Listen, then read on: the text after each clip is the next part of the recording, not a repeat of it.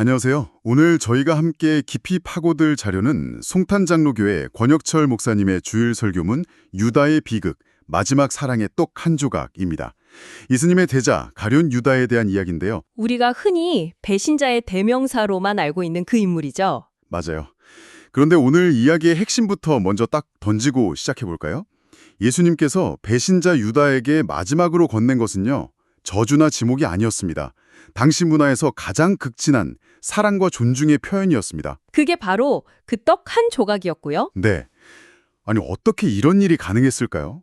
배신을 바로 앞둔 그 끔찍한 순간에 어떻게 사랑을 표현할 수가 있었을까요? 이 충격적인 장면에 도달하기 위해서 우리는 가룟 유다라는 인물과 그를 둘러싼 상황을 완전히 새롭게 들여다봐야 합니다. 이 이야기가 단순히 2000년 전 사건이 아니라 오늘을 살아가는 우리의 마음을 비추는 거울이 될 수 있을지 한번 제대로 탐구해 보겠습니다. 사실 이 문제는 초대교회 시절부터 아주 큰 난제였다고 해요. 네, 설교에서도 그걸 지적하는데 당시 복음을 전할 때 가장 큰 걸림돌이 이거였다는 거예요. 아니, 3년이나 예수님 바로 옆에서 따라다닌 제자조차 저렇게 비참하게 끝났는데 우리가 어떻게 예수를 믿고 변화될 수 있단 말인가? 정말 날카로운 질문이네요. 복음의 능력 자체를 정면으로 의심하게 만드는 사건이었겠어요? 그렇죠. 자, 그렇다면 이 모든 비극이 시작된 그 운명의 밤, 최후의 만찬 자리로 한번 들어가 보죠. 성경을 보면 예수님께서 너희 중 하나가 나를 팔리라 이렇게 말씀하시기 직전의 상태를 심령에 민망하여라고 표현하는데요. 솔직히 이 표현 잘 와닿지가 않아요. 민망하다는 게 우리가 아는 어색하고 부끄럽다는 뜻은 아닐 것 같고요. 전혀 다른 뜻이죠. 오히려 그 반대에 가깝습니다. 이 부분의 헬라어 원어가 타라소인데요. 설교에서 이 단어를 아주 인상적인 이미지로 설명합니다. 이미지요? 네. 잔잔하고 평화로운 호수 한가운데에 거대한 바위가 쿵 하고 떨어진 거예요. 그럼 물 전체가 막 격렬하게 요동치고 뒤집히는 상태, 바로 그게 타라소입니다. 와, 그냥 슬프거나 불안한 정도가 아니라 마음속에 그야말로 그냥 소용돌이 치고 있었다는 거군요. 온 존재가 뒤흔들리는 그런 고통을 느끼셨다는 거네요. 바로 그거죠. 그런데 여기서 정말 중요한 질문이 나옵니다. 무엇이 예수님을 그토록 고통스럽게 했을까요? 앞으로 다가올 십자가의 고통, 아니면 로마 군인의 채찍질, 설교에서는 그게 아니었다고 단언합니다. 외부의 물리적인 위협이 아니었다. 그렇다면 답은 하나밖에 없네요. 내부의 배신. 맞습니다. 3년 동안 당신의 모든 것을 쏟아부어서 사랑하고 가르쳤던 제자, 바로 옆자리에서 함께 빵을 나누던 그 제자가 마음속에 시퍼런 배신의 칼을 품고 있다는 사실, 그 관계의 파괴, 그 사랑에 대한 배신이 예수님의 마음을 그렇게 뒤흔들었던 겁니다. 생각해보면 우리도 그렇잖아요. 세상 사람들이 다 나를 손가락질해도 간들 수 있는데 내가 가장 믿고 사랑했던 단 한 사람이 나를 외면할 때 그냥 무너지죠. 정말 그렇죠. 그 고통의 깊이는. 네. 그런데 예수님의 그 말씀, 너희 중 하나가 나를 팔리라는 이 선언이 단순히 사실을 알리는 것 이상의 의미가 있었다고요? 네, 설교에서는 이 순간을 유다에게 주어진 마지막 기회였다고 해석합니다.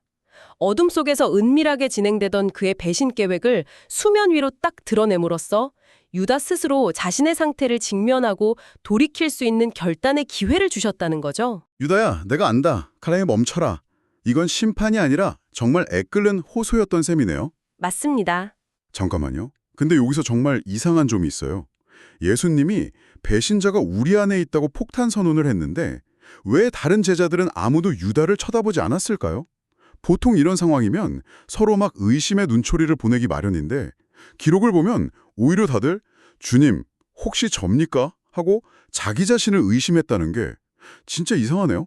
왜 그랬을까요? 그게 바로 이 비극의 핵심이고 또 가장 무서운 지점입니다. 우리의 상상과는 달리 가룟 유다는 누가 봐도 배신자처럼 생기지 않았기 때문입니다. 오히려 정반대였죠. 정반대요? 네, 설교에 따르면 유다는 12제자 그룹에서 가장 눈에 띄는 엘리트였습니다. 엘리트요? 어부나 세리 출신이 대부분 아니었나요? 대부분 그랬죠. 갈릴리 시골 출신의 좀 투박한 사람들이었습니다. 하지만 유다는 유일하게 세련된 도시 지역인 유대 출신이었어요. 말하자면 다른 제자들이 다 지방 출신인데 혼자 서울 강남 출신인 셈이죠. 똑똑하고 계산이 빨라서 재정 공동체의 재정을 총괄하는 회계 역할을 맡을 정도로 모두의 신임을 얻고 있었습니다. 그러니까 겉으로 보기엔 가장 흠잡을 데 없는, 오히려 가장 신뢰받고 가장 모범적인 제자였던 거네요. 그렇죠. 다른 제자들이 볼 때는 그래도 유다 형님은 절대 그럴 리 없어 라고 생각할 만한 인물이었던 거군요. 와, 이게 더 소름 끼치는데요? 그렇죠. 바로 그 완벽해 보이는 모습 속에 비극의 씨앗이 자라고 있었습니다. 그는 3년간 예수님 곁에서 수많은 기적을 보고 산상수훈 같은 위대한 가르침을 직접 들었지만 설교의 표현을 빌리자면 그 말씀의 칼이 단 한 번도 자신의 영혼을 날카롭게 베어본 적이 없는 사람이었습니다. 맞습니다. 자기를 꿰뚫는 경험이 없었다. 네. 늘 다른 사람들을 향한 말씀이라고 생각했겠죠. 저 무식한 베드로가 들어야 할 소리야. 저 다혈질인 요한이 새겨들어야지 하면서요. 스스로는 단 한 번도 하나님 앞에서 용서가 필요한 죄인이라는 사실을 처절하게 깨달아 본 적이 없었던 겁니다. 그러니 변할 수가 없었죠. 그렇군요. 그럼 이 설교에서는 그가 돌이킬 수 없는 길로 가게 된 구체적인 원인을 뭐라고 분석하나요? 크게 세 가지를 지적하는데요. 첫 번째가 방금 이야기한 것과 바로 연결되는 영적 우월감입니다. 나는 너희와는 근본적으로 다르다는 그 생각 말이군요. 맞습니다. 너희 같은 갈릴리 촌놈들이랑 나를 같은 선상에 놓지 마라 하는 교만이죠. 설교에서는 이걸 현대적으로 비유하는데 다른 제자들이 다 검정고시 출신인데 자지 혼자 하버드 박사 학위를 가졌을 때 느끼는 그런 우월감 같은 거예요. 네. 이런 사람은 자신이 다른 사람들과 똑같이 하나님의 은혜가 없으면 살 수 없는 죄인이라는 사실 자체를 받아들이지 못합니다. 그러니 회개할 필요성도 못 느끼는 거고요. 두 번째 원인으로 돈을 꼽았는데 이건 좀 의외인데요. 유다가 은 30에 예수를 팔았다는 건 알지만 그게 단순히 욕심이 많아서였을까요? 아니면 그에게 돈은 뭔가 다른 의미? 예를 들면 세상을 움직이는 진짜 힘 같은 걸로 보였던 걸까요? 아주 중요한 지적입니다. 설교에서도 이걸 단순한 탐욕의 문제로 보지 않아요. 유다에게 돈은 가치 판단의 기준 그 자체였습니다.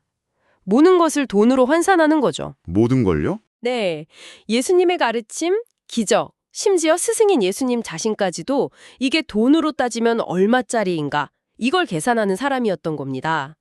마리아가 비싼 향유를 예수님 발에 부었을 때 저걸 팔아서 가난한 사람들에게 나눠줘야지 라고 말했던 게 대표적이죠. 그 장면이요. 네, 겉보기엔 합리적이지만 그 속에는 사랑이나 헌신 같은 돈으로 환산할 수 없는 가치를 경멸하는 마음이 있었던 겁니다. 돈이 우상이 되어버린 거군요. 돈이 말하는 대로 움직이는 돈의 종은 주님의 종이 될 수 없다는 설교의 지적이 정말 날카롭게 들리네요. 그렇죠. 그리고 이 두 가지보다 더 근본적이고 결정적인 세 번째 원인이 있습니다. 바로 자기 신념을 믿었다는 겁니다. 예수님을 믿은 게 아니라 자기 신념을 믿었다? 이걸 무슨 뜻이죠? 유다에게는 자신만의 아주 확고한 메시아상이 있었습니다. 그는 로마의 압제로부터 이스라엘을 해방시켜줄 강력한 정치적 지도자, 다윗과 같은 위대한 왕을 기다렸어요. 그리고 예수님이 그럴 만한 능력이 있다고 판단해서 따랐던 거죠. 예수님을 자신의 신념을 이루어줄 도구로 생각했다는 거군요. 바로 그겁니다. 그런데 예수님은 정반대의 길을 가시잖아요. 계속해서 나는 십자가에서 죽어야 한다고 말씀하시니까 유다의 입장에서는 이건 내가 생각했던 그림이 아닌데? 싶었던 거죠. 자신의 기대와 다른 예수님을 받아들일 수가 없었던 거네요. 네. 믿음이란 내 생각과 내 신념을 내려놓고 주님을 따르는 것인데 유다는 끝까지 자기 신념을 예수님 위에 두었습니다. 결국 자기 생각의 틀에 맞지 않는 예수님을 가짜 혹은 실패자로 규정하고 버리기로 결심한 거죠. 와, 들어보니 영적 우월감이나 돈 욕심은 어쩌면 증상에 가깝고 이 자기 신념이라는 병이 정말 뿌리 깊게 자리 잡고 있었네요. 자기가 만든 신을 믿는 것만큼 무서운 우상 숭배는 없겠어요. 그렇죠. 그래서 결국 그는 자기 신념에 따라 예수님을 대제사장들에게 넘기는 거래를 하게 됩니다. 자, 이제 이 모든 갈등이 폭발하는 최후의 만찬, 그 절정의 순간입니다. 예수님은 유다의 계획을 이미 다 알고 계셨어요. 이때 보통 사람이라면 분노를 터뜨리거나 모든 사람 앞에서 그의 죄를 폭로하고 망신을 줬을 법도 한데 예수님의 행동은 정말 상상을 초월합니다. 첫 번째 놀라운 행동은 앞서 이야기했듯이 배신자의 이름을 공개적으로 밝히지 않으셨다는 겁니다. 아, 맞아요. 만약 그 자리에서 가련 유다가 나를 팔 것이다 라고 외치셨다면 설교문의 표현처럼 혈기왕성한 베드로가 그 자리에서 칼을 뽑아 유다를 처단했을지도 모릅니다. 다른 제자들의 분노와 비난이 그에게 쏟아졌겠죠. 예수님은 마지막 순간까지 유다를 보호하신 겁니다. 다른 사람들의 시선이나 압력에 떠밀려서가 아니라 오직 자기 자신의 양심과 하나님의 음선 앞에서 스스로 결단하도록 기회를 주신 거군요. 유다야, 이건 너와 나 둘만의 문제다. 네가 결정해라. 하고 인격적으로 대한 거네요. 그리고 더 결정적인 두 번째 행동이 나옵니다. 요한이 주님, 우리를 파는 자가 누구입니까? 하고 조용히 물었을 때 예수님은 떡 한 조각을 적셔서 유다에게 주셨습니다. 그리고 이것이 바로 이 이야기의 하이라이트입니다. 이게 단순히 저 사람이야 라는 신호가 아니었다는 거죠? 전혀 아니었습니다. 당시 유대 문화에서 식사의 주인이 손님에게 빵 조각을 소스나 국물에 적셔서 직접 건네주는 행위는요, 최고의 존경과 호의, 그리고 애정을 표현하는 방식이었습니다. 가장 귀한 손님에게만 베푸는 극진한 대접이었죠. 와, 이거 정말 충격적인 반전인데요. 배신자를 지목하는 가장 저주스러운 순간이 사실 가장 따뜻한 사랑의 표현이었다니. 왜 하필 그런 방식을 택하셨을까요? 심판 대신 사랑을 보여준 이유가 뭘까요? 이게 유다에게는 오히려 더 견디기 힘든 심리적 압박이 아니었을까요? 그럴 겁니다. 만약 예수님이 분노하셨다면 유다는 오히려 거봐, 내 생각이 맞았어. 당신은 실패자야. 라며 자기 배신을 정당화했을지도 모릅니다. 하지만 예수님은 정반대의 카드를 꺼내셨죠. 그 떡 한 조각은 말없이 이렇게 외치고 있었을 겁니다. 유다야, 나는 네가 무슨 생각을 하는지 다 안다. 그럼에도 불구하고 나는 여전히 너를 이토록 아끼고 사랑한다. 그러니 제발 아직 늦지 않았다. 이 사랑을 받고 마음을 돌이켜라. 이건 그냥 기회가 아니라 사랑으로 던진 마지막 생명줄이었네요.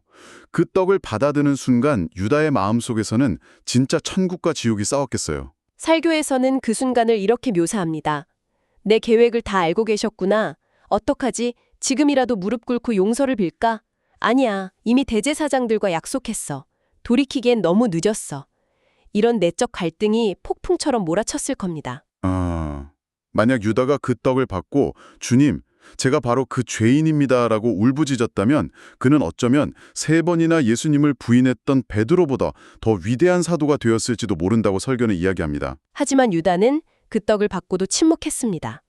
그리고 성경은 그 직후의 상황을 정말 무섭게 기록하죠. 조각을 받은 후 곧 사탄이 그 속에 들어간지라. 네. 하나님의 마지막 사랑의 초대를 의지적으로 거부한 바로 그 순간 그의 마음은 완전히 굳어져 버렸습니다. 스스로 사탄에게 자기 마음의 문을 활짝 열어줘 버린 셈이죠. 더는 돌이킬 수 없는 지점을 넘어버린 겁니다. 여기서 설교가 분석하는 심리가 진짜 섬뜩해요. 그 사랑의 표시를 거부하고 나니 오히려 유다의 마음속 갈등이 사라지고 평화가 찾아왔을 거라는 분석이요. 그렇죠. 왜냐하면 더 이상 싸울 필요가 없어졌기 때문입니다. 그의 의지와 사탄의 의지가 완전히 하나가 되어버린 거죠. 그건 하나님이 주시는 평안이 아니라 모든 것을 포기한 자의 차가운 평정, 혹은 양심이 완전히 마비된 자의 평화였을 겁니다. 아, 갈등이 사라진 평화. 그게 사칸이 주는 평화라는 걸 생각하면 정말 등골이 오싹해지네요. 네. 결국 이 설교는 2000년 전 유다의 이야기가 여기서 끝나지 않는다고 말합니다. 이 이야기가 바로 오늘 이 시대를 살아가는 나의 이야기일 수 있다는 거죠. 맞습니다. 주님은 지금도 우리에게 계속해서 떡 한 조각을 건네고 계시다는 겁니다. 예를 들어 주일 설교 말씀을 듣는데 다른 사람은 아무도 모르지만 오직 나만 아는 나의 죄나 잘못이 날카롭게 지적될 때가 있죠. 저거 내 얘긴데? 하고 가슴이 뜨끔할 때요. 그 순간이 바로 예수님께서 공개적으로 망신 주지 않으시고 1대1로 아주 인격적으로 나에게 찾아오셔서 얘야, 아직 늦지 않았다. 돌아오너라. 하고 사랑의 떡을 건네시는 순간이라는 거군요. 바로 그 순간입니다. 그런데 그때 우리의 반응이 유다와 같을 수 있다는 거죠. 아, 오늘 말씀 듣기 싫네. 목사님이 오늘 나를 공격하시네. 하면서 마음의 문을 닫아버리는 겁니다. 그 사랑의 초대를 거부하고 마음을 굳게 만드는 것. 그것이 바로 사탄에게 문을 열어주는 위험한 선택이 될 수 있다고 설교는 경고합니다. 다른 사람은 다 주님을 버려도 저는 절대 버리지 않겠습니다. 하는 자기 확신을 믿음이라고 착각하기 쉽죠. 하지만 베드로는 그 자신만만한 고백을 한 지 몇 시간도 안 돼서 처참하게 무너졌잖아요. 그래서 설교는 진정한 믿음이란 역설적으로 자기를 믿지 않는 것에서 출발한다고 결론 내립니다. 자기를 믿지 않는다? 네. 주님, 저는 제 힘으로는 언제든지 주님을 배신할 수 있는 연약한 존재입니다. 제 안에도 유다와 같은 돈 욕심과 교만함이 꿈틀거립니다. 그러니 매 순간 주님의 은혜가 없으면 저는 넘어질 수밖에 없습니다. 이렇게 자신의 무능함과 죄성을 철저하게 인정하고 오직 예수님의 긍휼과 은혜만을 붙드는 것. 그 겸손한 고백 위에 하나님의 나라가 세워진다는 것이 이 설교의 최종 메시지입니다. 잠시 생각할 여지를 주는 톤으로 오늘 이 이야기는 우리에게 정말 중요한 질문을 남깁니다. 유다는 예수님의 마지막 사랑의 손길을 거부했습니다. 우리 삶 속에서 누군가가 우리에게 용서와 사랑의 떡 한 조각을 건넬 때 우리는 그것을 어떻게 받고 있나요? 어쩌면 더 중요한 질문은 이것일지도 모르겠습니다. 우리가 누군가에게 그 마지막 떡 한 조각을 건네야 하는 사람이 되어야 할 때 과연 우리는 심판의 돌 대신 사랑의 떡을 건넬 수 있을까요? 한 번쯤 깊이 생각해 볼 문제입니다.